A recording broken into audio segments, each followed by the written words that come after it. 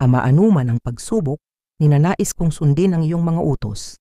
Hindi ko maipapangako na magiging ganap akong tapat, ngunit nanunumpa ang hangad ko ay maging tapat.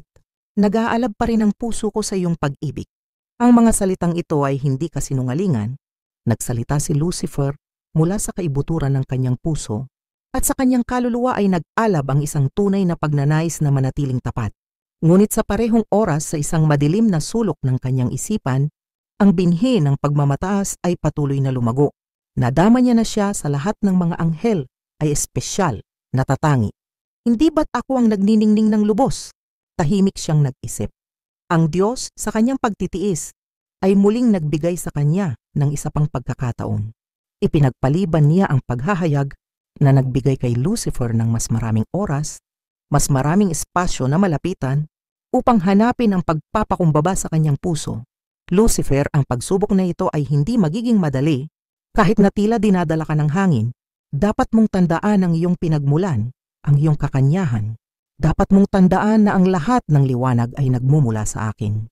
Ang tukso ni Lucifer ay tulad ng kwento ni na Adan at Eva sa Hardin ng Eden, isang makalupang paraiso na sumasalamin sa pagkakaisa ng langit.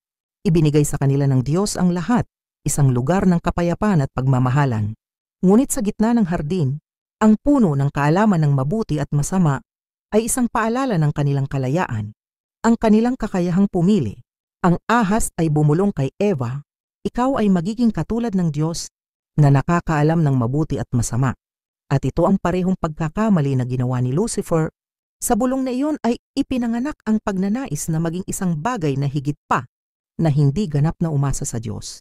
Ang tala sa umaga, ang anak ni Dawn, ay tumalikod sa liwanag na nagbigay sa kanya ng buhay, piniling lumakad patungo sa anino.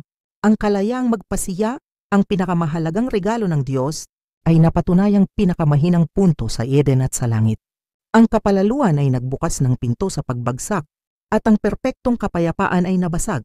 Ang mga birtud na naging haligi ng mga anghel ay naging marupok at ang langit ay nakilala ang anino sa unang pagkakataon.